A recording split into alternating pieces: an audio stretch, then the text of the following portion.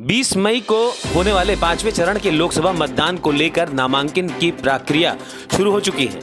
26 अप्रैल से शुरू हुई नामांकन की प्रक्रिया 3 मई तक चलेगी, जिनमें गोंडा जिले के 2 लोकसभा सीट गोंडा तथा कैसरगंज लोकसभा सीट से विभिन्न राजनीतिक दलों के प्रत्याशियों ने नामांकन कराने तथा पर्चे लेने की प्रक्रिया को भी तेज कर दिया है।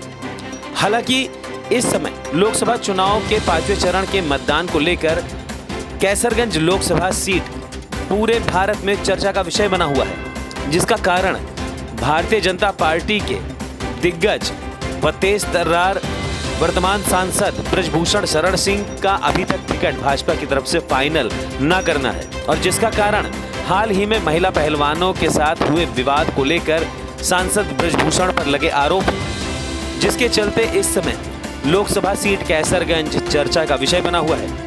हालांकि नामांकन की प्रक्रिया में आज गोंडा लोकसभा सीट से भाजपा के वर्तमान सांसद व प्रत्याशी कीर्तिवर्धन सिंह उर्फ राजा भैया ने अपना नामांकन दाखिल कर दिया है, जिसके बाद गोंडा से कई अन्य राजनीतिक दलों के प्रत्याशियों ने पर्चे भी लिए हैं। हालांकि गोंडा लोकसभा सीट से समाजवादी पार्टी की प्रत्याशी व सपा के नेता बेनी प्रसाद वर्मा की पोती श्रेया वर्मा ने अभी अपना नामांकन नहीं दाखिल किया है।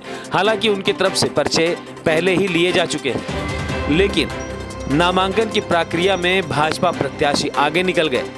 गोंडा लोकसभा सीट की अगर बात की जाए तो भाजपा के कीर्तिवर्धन सिंह ने अपना नामांकन दाखिल किया है, वहीं सपा प्रत्याशी श्रेया वर्मा पर्चा खरीद ले चुकी हैं। साथ ही गोंडा से बसपा के प्रत्याशी सौरभ निवासी कुदर की मोतीगंज ने फॉर्म ले लिया है। वहीं कन्हैया लाल निवासी माझा तरहर गोंडा ने भी लोकसभा सीट गोंडा से फॉर्म लिया है। अन्य प्रत्याशियों की बात की जाए तो राष्ट्रवादी पार्टी ऑफ इंडिया की प्रत्याशी विनीता कौशल ने लोकसभा सीट गोंडा से फॉर्म लिया है। तो वहीं कुलदीप निवासी बुरनैया पकड़ी जनपद सिद्धार्थ नगर ने भी सरदार पटेल सिद्धांत पार्टी के प्रत्याशी के तौर पर लोकसभा सीट गोंडा से फॉर्म लिया है। और अगर बात बहुचर्चित लोकसभा सीट कैसरगंज की जाए तो कैसरगंज लोकसभा सीट से अभी तक भारतीय जनता पार्टी की तरफ से किसी भी प्रत्याशी के नाम की घोषणा नहीं हुई है, जो वर्तमान में सबसे बड़ी चर्चा का विषय बना हुआ है। वहीं कैसरगंज लोकसभा से बसपा के संभावित प्रत्याशी नरेंद्र पांडे निवासी इंदिरा नगर लखनऊ ने भी अपना फॉर्म ले लिया।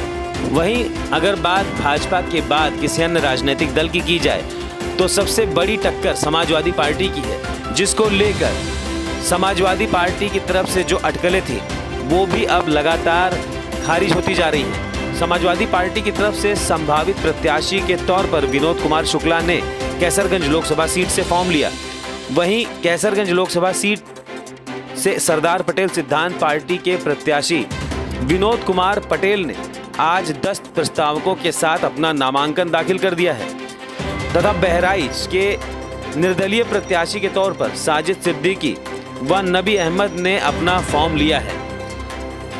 लगातार नामांकन की प्रक्रिया आगे बढ़ते जा रही है और लोकसभा सीट को लेकर होने वाले राजनीतिक घमासान में भी अब पारा चढ़ता जा रहा है। फिलहाल सबसे जो बड़ा चर्चा का विषय है वो कैसरगंज लोकसभा से अभी भाजपा के प्रत्याशी की घोषणा है।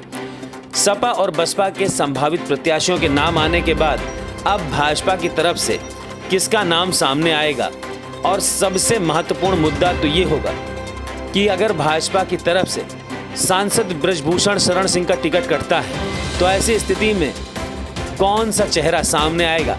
लेकिन अगर भाजपा की तरफ से सांसद ब्रजभूषण शरण सिंह को टिकट मिलता है तो ऐसी स्थिति में लोकसभा सीट की लड़ाई का चेहरा बदल जाएगा, और अगर भाजपा सांसद ब्रजभूषण का टिकट काटता है तो उस स्थिति में सबसे महत्वपूर्ण मुद्दा ये होगा कि क्या सांसद किसी अन्य राजनीतिक दल से चुनाव लड़ेंगे या निर्दलीय प्रत्याशी के तौर पर ही चुनाव लड़ सकते हैं। हालांकि अभी इस चीज को स्पष्ट नहीं किया जा सकता कि भाजपा का प्रत्याशी कौन होगा।